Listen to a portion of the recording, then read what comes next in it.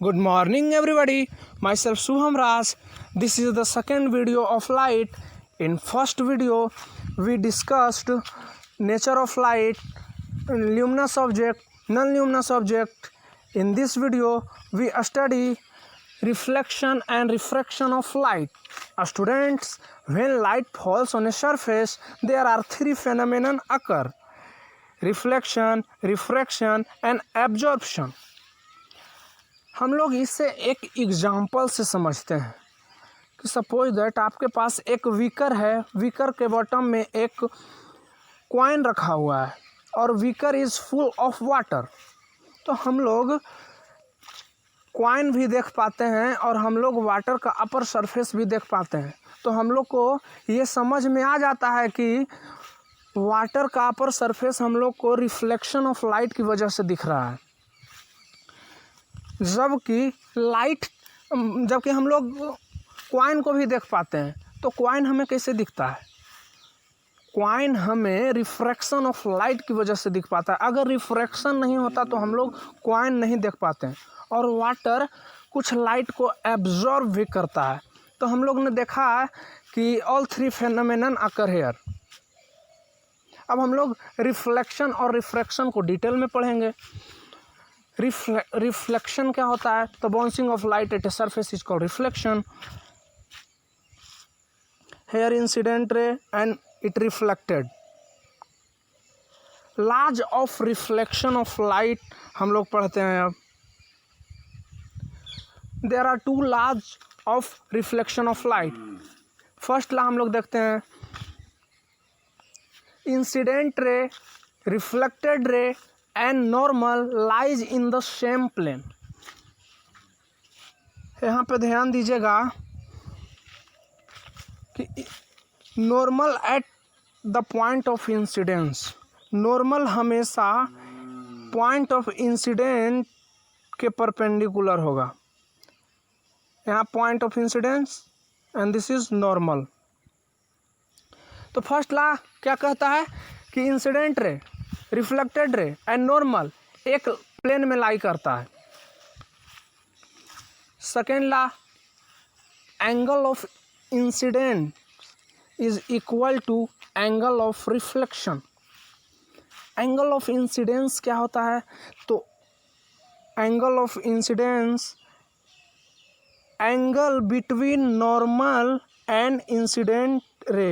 Angle between normal and incident ray is called angle of incidence, and angle between normal and reflected ray is angle of refraction, I equal to R. This is second law of reflection. A smooth surface reflect more light. Suppose हम लोग देखते हैं कि अगर एक room है, एक room plaster किया हुआ है, पेंट किया हुआ है, सब कुछ है, और एक रूम में प्लास्टर पेंट नहीं है। तो हम लोग देखते हैं कि जिस रूम में प्लास्टर पेंट किया हुआ है अगर दोनों में एक एक बल्ब जल रहा है तो हम लोग देखते हैं कि जिस रूम में प्लास्टर और पेंट किया हुआ है उसमें ज़्यादा ब्राइटनेस रहता है, क्योंकि smooth surface reflect more light. Silver best reflector of light है। अब हम लोग properties of image form by plane mirror देखेंगे।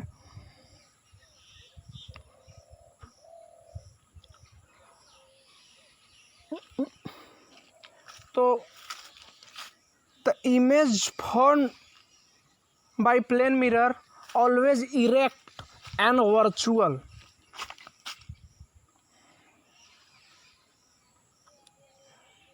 प्लेन मिरर के द्वारा हमेशा इमेज वर्चुअल बनता है और इरेक्ट मतलब सीधा बनता है, और वर्चुअल और रियल हम लोग 9th क्लास में पढ़े थे,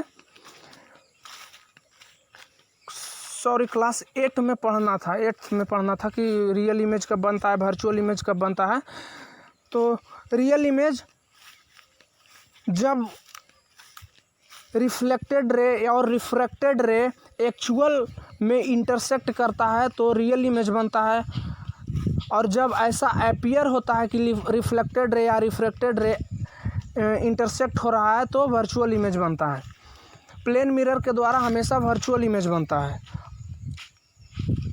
सेकेंड प्रॉपर्टी है कि जितना साइज का ऑब्जेक्ट होगा उतना ही इमेज का भी हाइट होगा। The height of object is same as height of image. Third property है कि मिरर से जितना दूरी पर ऑब्जेक्ट रखा हुआ होगा उतना ही दूरी पर मिरर से इमेज बनेगा। फोर्थ प्रॉपर्टीज है कि the image form by plane mirror is always laterally inverted. यहाँ पर ध्यान दीजिएगा, लेटरली इन्वर्टेड। एक इन्वर्टेड होता है। इन्वर्टेड में क्या होता है कि जो अपर पॉइंट है लोअर में दिखता है, लोअर पॉइंट अपर में टॉप पे दिखता है। और लेटरली इन्वर्टेड में क्या है, लेटरली इन्वर्टेड में लेफ़्ट साइड राइट में दिखेगा, राइट साइड लेफ़्ट में दिखेगा। तो हम लोग कहते हैं कि आईना या मिरर भी झूठ बोलता है, एक झूठ बोलता है। मिरर ये झूठ बोलता है कि लेफ़्ट साइड राइट में दिखाता है, राइट लेफ़्ट में दिखाता है। तो हम लोग स्फेरिकल मिरर पे आते हैं। कॉन्वेक्स कॉनकेव मिरर हम लोग पढ़ेंगे। सबसे पहले नोमेनक्लेचर देख लेते हैं। तो कॉनकेव और कॉन्वेक्स मिरर को कैसे बनाया जाता है, तो एक स्फेरिकल शेप को कट करके कॉनकेव और कॉन्वेक्स मिरर को बनाया जाता है।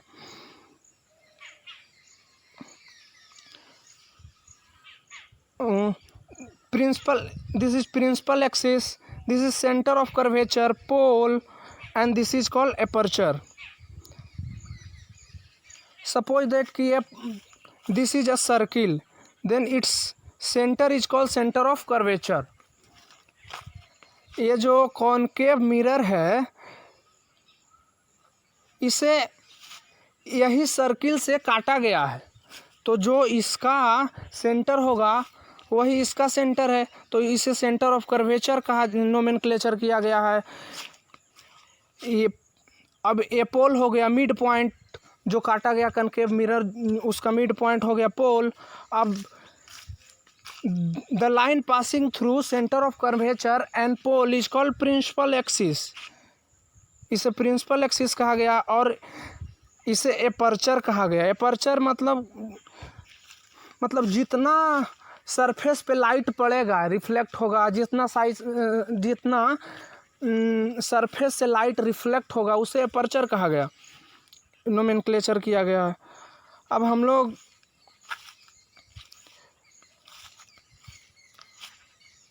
Image form by concave mirror देखेंगे। Image form by concave mirror और कॉन्वेक्स मिरर दोनों देखेंगे। सबसे पहले हम लोग कुछ रूल्स देखते हैं। सपोज दैट ये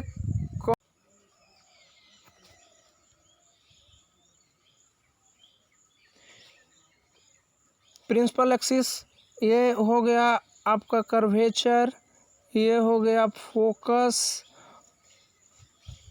और ये हो गया पोल।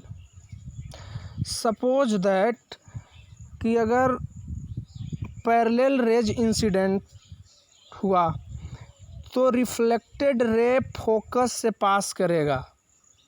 अगर प्रिंसिपल एक्सिस के पैरेलल रेज इंसिडेंट हुआ तो फोकस से पास करेगा। अगर incident ray centre of curvature से पास किया, suppose that centre of curvature से पास किया तो वो उसी पाथ से लौट जाएगा, मतलब रिफ्लेक्टेड रे उसी पाथ को फॉलो करेगा। अगर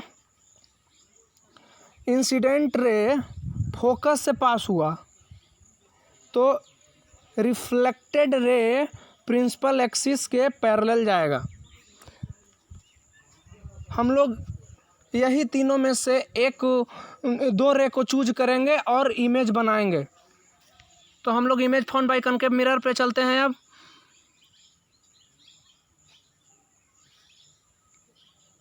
image form by concave mirror, first case को बाद में डिस्कस करेंगे। सेकेंड केस पे आते हैं। जब हम लोग ऑब्जेक्ट को फोकस पे रखेंगे तो इमेज कहाँ बनेगा और नेचर ऑफ इमेज कैसा होगा। तो हम लोग फोकस पे रख दिए ऑब्जेक्ट को एक रेज पैरेलल लेंगे प्रिंसिपल एक्सिस से, passes through focus. Another rays हम लोग पास कराएंगे सेंटर ऑफ कर्वेचर से, जो कि वही रास्ता रिफ्लेक्टेड रे भी फॉलो करेगा।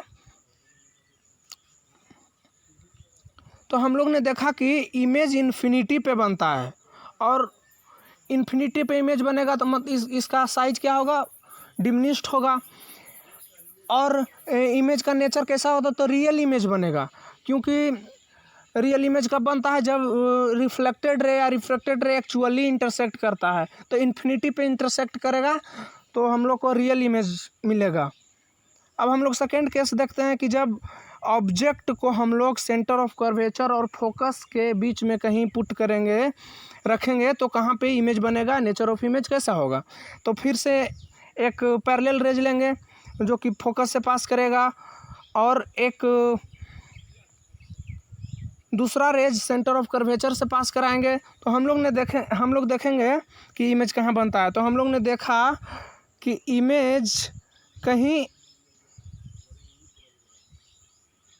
Image beyond centre of curvature बना, मतलब इन्फिनिटी और सेंटर ऑफ कर्वेचर के बीच में कहीं पे इमेज हम लोग को मिलेगा। इमेज का नेचर कैसा होगा, तो हम लोग रियल इमेज देखेंगे, रियल इमेज बनेगा, क्योंकि लाइट एक्चुअली इंटरसेक्ट कर रहा है दिस पॉइंट पे, और हम लोग को जो इमेज मिलेगा वो उल्टा होगा, इन्वर्टेड होगा। हम लोग थर्ड केस देखते हैं। थर्ड केस, जब हम लोग ऑब्जेक्ट को सेंटर ऑफ कर्वेचर पे रखेंगे तो इमेज कहाँ पे बनेगा, हम लोग देखते हैं। फर्स्ट, एक parallel rays passes through focus. Another rays हम लोग लेंगे passes through focus. Another rays focus से पास करेगा, वो कि रिफ्लेक्ट होने के बाद प्रिंसिपल एक्सिस के पैरेलल जाएगा। और हम लोग ने देखा कि एक रियल इमेज बना और सेंटर ऑफ कर्वेचर पे ही इमेज बना, इमेज इन्वर्टेड बना, और जितना ऑब्जेक्ट का साइज था उतना ही इमेज का भी साइज मिला। तो सेंटर ऑफ कर्वेचर पे हम लोग ने देखा कि जितना ऑब्जेक्ट का साइज है उतना ही इमेज का भी साइज बनता है। अब हम लोग ऑब्जेक्ट को सी और इन्फिनिटी के, सेंटर ऑफ कर्वेचर और इन्फिनिटी के बीच में कहीं रखेंगे। फिर से एक पैरेलल रेज लेंगे, फोकस से पास करेगा, दूसरा रेज सेंटर ऑफ कर्वेचर से पास कराएंगे, उसी पाथ पे वो लौट जाएगा। हम लोग ने देखा कि इमेज सेंटर ऑफ कर्वेचर और फोकस के बीच में कहीं बना, इमेज इन्वर्टेड बना, रियल बना, और इमेज का साइज ऑब्जेक्ट के साइज से कम है। अब हम लोग फर्स्ट केस पे डिस्कस करते हैं। फर्स्ट केस को डिस्कस कर लेते हैं। जब हम लोग इमेज को, ये स्पेशल केस है, जब हम लोग ऑब्जेक्ट को फोकस और पोल के बीच में रखेंगे तो इमेज कहाँ पे बनता है। एक रेज लेंगे जो कि पैरेलल होगा, प्रिंसिपल एक्सिस के, फोकस से पास करेगा। दूसरा रेज हम लोग लेंगे जो कि पास करेगा सेंटर ऑफ कर्वेचर से। तो हम लोग ने देखा कि इधर कहीं रेज नहीं मिल रहा है, इधर रेज कहीं इंटरसेक्ट नहीं कर रहा है, इधर रेज के बीच में डिस्टेंस बढ़ता ही जा रहा है। तो हम लोग इधर रेज को एक्सटेंड करेंगे, और हम लोग ने देखा कि इधर कहीं रेज अपीयर्स कर रहा है इंटरसेक्ट होते हुए। यहाँ पे एक्चुअली इंटरसेक्ट नहीं कर रहा है, अपीयर ऐसा प्रतीत हो रहा है कि रिफ्लेक्टेड रे कहीं इंटरसेक्ट कर रहा है। वहीं पे इमेज बनेगा, इमेज वर्चुअल बनेगा, इमेज का हाइट ऑब्जेक्ट के हाइट से बड़ा होगा। बिहाइंड द मिरर इमेज बनेगा, इरेक्ट बनेगा, सीधा इमेज बनेगा। अभी तक हम लोग देख रहे थे क्या कि इमेज हमेशा उल्टा बन रहा था, इन्वर्टेड बन रहा था, लेकिन ये स्पेशल केस है, इसमें इमेज वर्चुअल बनता है प्लस इरेक्ट बनता है, और इमेज का हाइट भी ऑब्जेक्ट के हाइट से ज़्यादा होता है। तो image found by concave mirror में हम लोग ने देखा कि सिर्फ एक केस को छोड़कर इमेज रियल बनता है, इमेज इन्वर्टेड बनता है, और एक केस में इमेज वर्चुअल भी मिलता है। तो मतलब हम लोग कह सकते हैं कि image found by concave mirror is both virtual as well as real.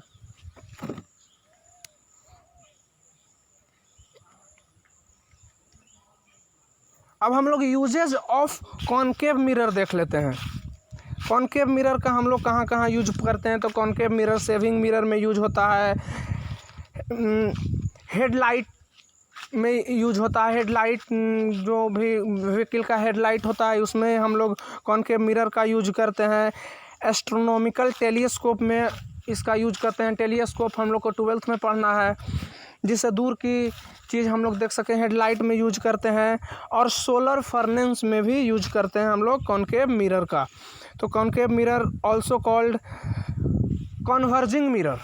Concave mirror को कॉन्वर्जिंग मिरर कहा जाता है। कॉन्वर्जिंग इस सेंस में कि सपोज दैट कि ये आपको कॉनकेव मिरर है, suppose that a principal axis हो गया, पैरेलल रेज इस पर पैरेलल रेज इंसिडेंट हो रहा है, तो पैरेलल रेज इंसिडेंट होकर कहीं एक पॉइंट पे इंटरसेक्ट करेगा। मतलब कि पैरेलल रेज को कॉनकेव मिरर कन्वर्ज करता है, तो इसीलिए इसे कॉन्वर्जिंग मिरर भी कहा जाता है। अब हम लोग अगले लेक्चर में कॉन्वेक्स मिरर पे भी चर्चा करेंगे। प्लीज़ मेरे चैनल को लाइक, सब्सक्राइब, शेयर कीजिएगा अच्छा लगे तो।